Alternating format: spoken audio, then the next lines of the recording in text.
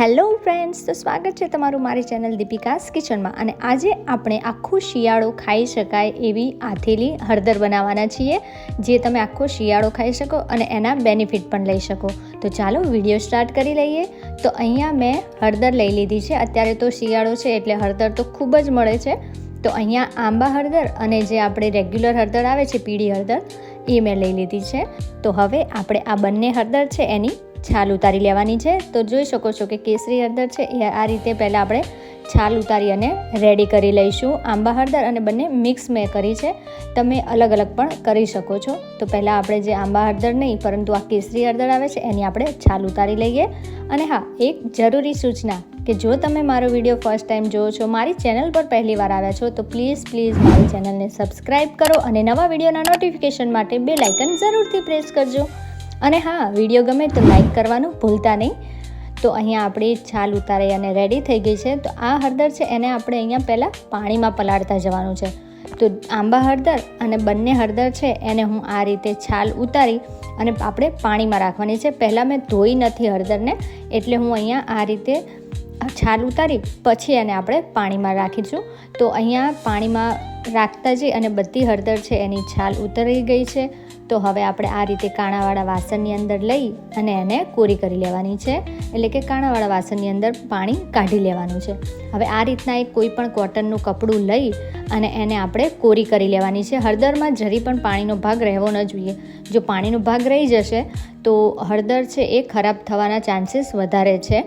તો આ રીતે આપણે બધી હળદર છે એને કોરી કરી લીધી છે. તો હવે એક બાઉલ લઈ હું અહીંયા બંને હળદર છે એને કટ કરી લઉં છું. તો અહીંયા આપણે પહેલાં આ રીતના ગોળ પતિકામાં પાડી લઈએ, ચિપ્સ ટાઈપ. જો તમે લાંબા ચીરા રાખવા માંગતા હોય તો તમે એ પણ રાખી શકો છો. હવે હું અહીંયા બંને હળદર છે અને મિક્સમાં હું આથવાની છું. તમારે અલગ અલગ આથવી હોય તો તમે અલગ અલગ પણ કરી શકો છો. તો બંને હળદર છે એ કટ થઈ અને રેડી થઈ ગઈ છે. તો હવે આપણે એમાં જે આથવા માટેના મસાલા આવે છે એ કરી લઈએ. મસાલામાં કાંઈ બીજું છે જ નહીં, ખાલી મીઠું અને લીંબુ નાખી અને એને આથી લેવાનું છે. તો અહીંયા આપણે હળદર છે એના માપનું મીઠું એડ કરી લઈએ અને એની સાથે મેં અહીંયા એક નંગ લીંબુ લીધું છે. પહેલાં મને એમ લાગ્યું કે અડધા લીંબુથી થઈ જશે, પરંતુ હળદરની ક્વોન્ટિટી થોડી વધારે છે, 250 ગ્રામથી થોડી ઉપર છે, એટલે અહીંયા એક આખું લીંબુ જોઈશે. અને શું છે કે જો તમે લીંબુ વધારે થોડું એડ કરશો તો હળદર લાંબા ટાઈમ સુધી સરસ રહેશે. તો અહીંયા મેં અડધું લીંબુ પહેલાં નીચોવી લીધું અને પછી મેં અડધું લીંબુ છે પાછળથી નીચોવી અને સરસ રીતે મિક્સ કરી લીધું છે.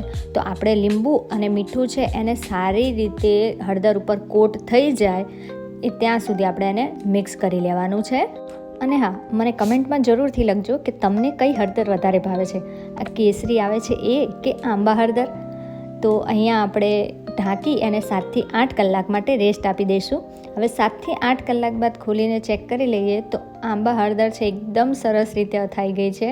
આપણે હવે એને મિક્સ કરીને જોઈ લઈએ તો થોડો નીચે આપણે જે પાણીનો ભાગ હોય છે, હળદર અને મીઠું એડ થાય એટલે આપણે કોઈ પણ વસ્તુમાં ત્યારે નીચે થોડો પાણીનો ભાગ હોય જ છે. તો આ રીતે મેં કાચની બરણી છે એને ધોઈ સાફ કરી અને તડકામાં સૂકવી રાખી હતી. તો એની અંદર આપણે બધી જે આંબા હળદર અને હળદર છે એ આપણે ભરી લેવાની છે. તમે કલાકમાં પણ એને ખાઈ શકો છો, પરંતુ જો 7 થી 8 કલાક રાખશો ને તો હળદર છે એ સહેજ સોફ્ટ થઈ જશે અને ખાવાની પણ ખૂબ જ મજા આવે છે. તો આ આપણી હળદર છે એ પરફેક્ટલી તૈયાર થઈ ગઈ છે. એને ઢાંકી તમે ફ્રીઝમાં પણ રાખી શકો છો અને બહાર પણ રાખી શકો છો. તો રેડી છે આપણી આથેલી હળદર. તો કેવો લાગ્યો મારો આજનો વિડીયો? ગમ્યો હોય તો લાઈક જરૂરથી કરજો.